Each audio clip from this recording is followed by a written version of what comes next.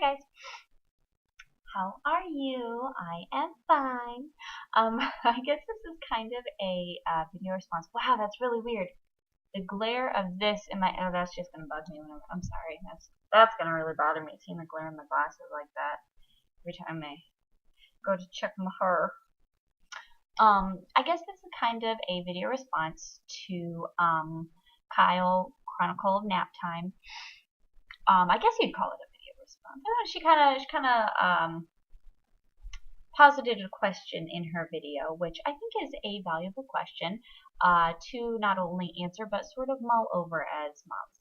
And her topic of discussion was, what do you do for you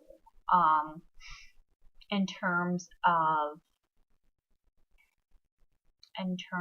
like, because I guess moms, it's so easy to put absolutely everything else before you and before your health, and that can be very, very damaging, not only to you but also, as my mom pointed out, as a role model for your child. You know, if they see their mom as somebody who's always kind of dragged out and, like, you know, a martyr, that, you know, that's not the kind of life that they're gonna want. So it's good for everybody. Like, all the airplane safety manuals say, you know, put the oxygen on your mask, on your face first, and then on the person that you're trying to help. So it's always very important to take care of yourself.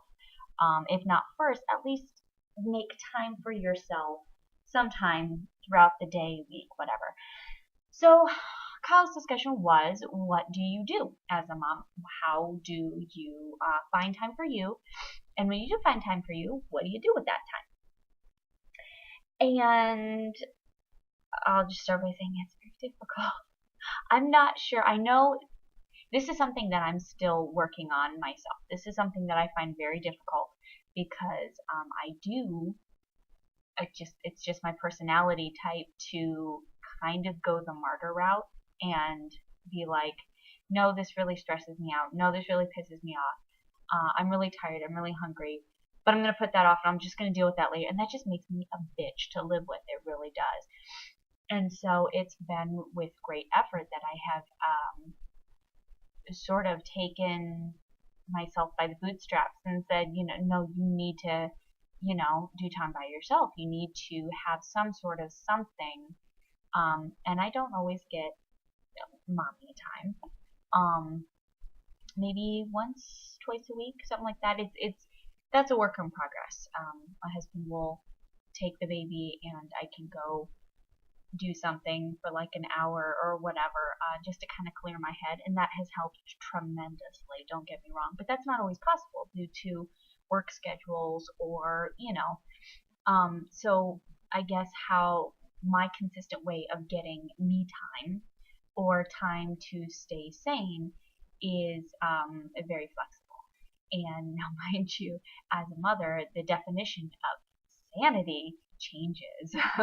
And I guess before I had Kara, my me time would be like, oh, pour a glass of wine, and I'll sit in the tub. This is my sexy voice, if you couldn't tell. This is my luxury voice. I'm gonna soak in the tub with my glass of wine, and then I'm going to read for 3 hours, and then I'm going to get a manicure, and then, you know, and it's like, it was very indulgent. Looking back on it now, very indulgent. And now my me time is like, I got 5 minutes, I'm gonna take a shower. Like, I'm gonna get clean, and that's gonna be good enough. I will snag some me time while Kara sleeps, while I put her down for a nap. A lot of times, because there's a plethora of things that I need to do while she's sleeping.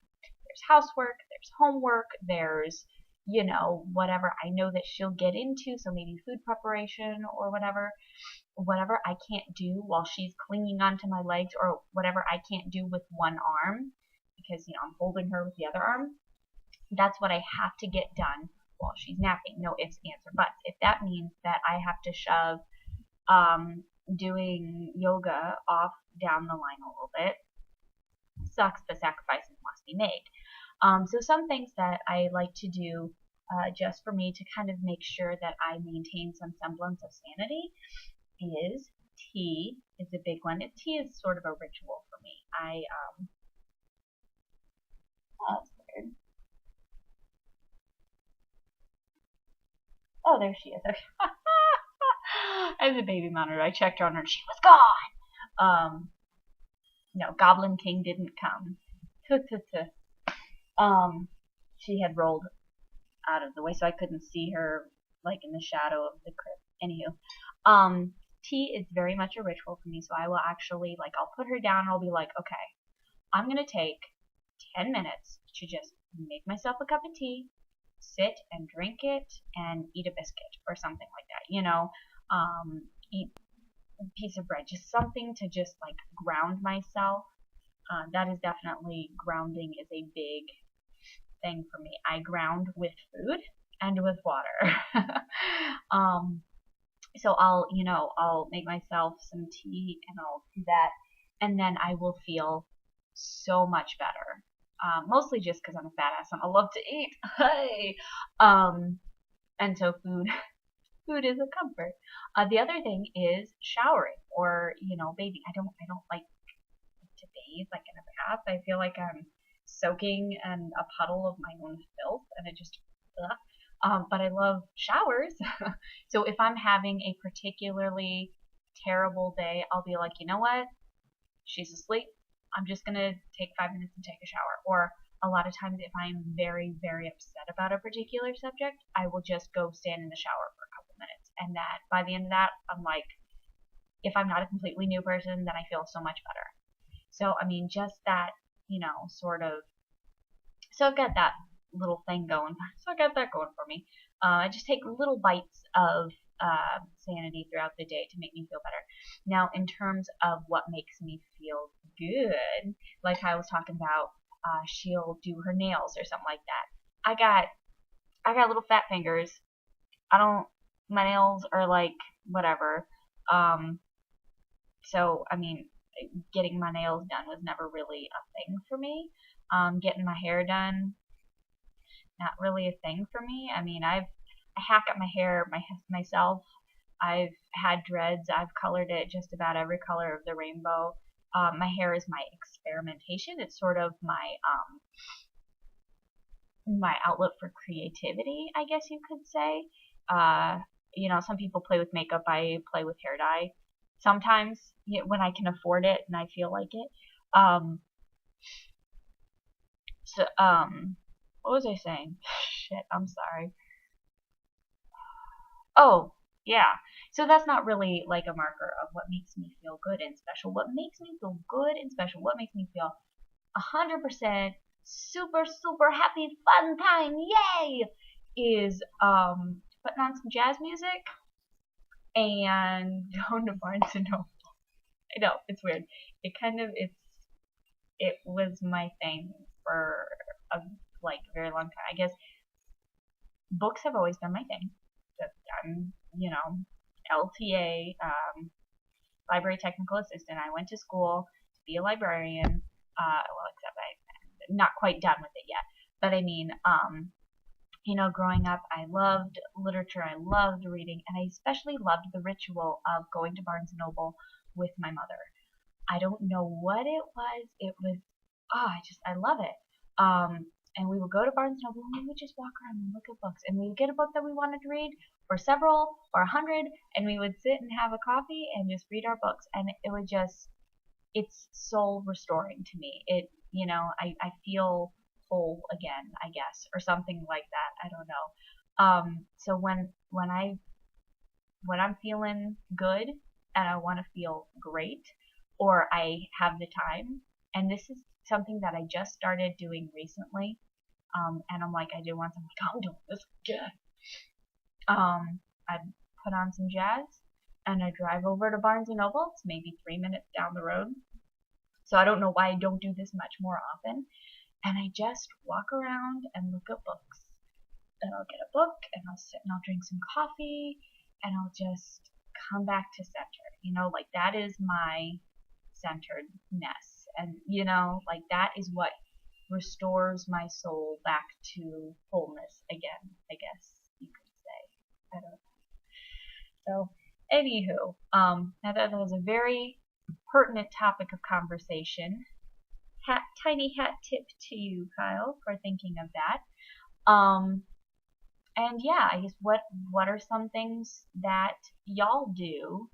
If there's anybody even watching these videos, what do you do to sort of make yourself feel sane, feel better? Take some time just for you to come back to center to who you were before the kids, before the manic chaos. Because like motherhood is 10% planning and 90% chaos. It's falling with style. It really is. I'm learning that more and more every day. Oh, side note, for those of you who know or care or whatever, Kara had another cardiologist appointment today, and everything was super awesome. They didn't even want to do an echocardiogram because everything sounded so great. He said her trivial murmur or functional murmur she will grow out of in no time. He had to squint to see her incision scar, and the same for her chest tube scar. He said this is like the best recovery I've ever seen on a kid. So I'm still kind of high from that, I guess. Yeah, so don't mind my disgusting living room. See, that's one of the things that I'm supposed to be doing while she's sleeping. That and writing a paper, and I made a video instead. Sorry. So yeah, so I guess next video I'll probably get into a little bit more my journey with veganism, as I'm getting sort of back on the wagon, and some struggles I'm finding. I guess not really struggles, some things that I'm looking forward to, some questions that I'm having, some concerns. Ooh, the lighting changes when I do that.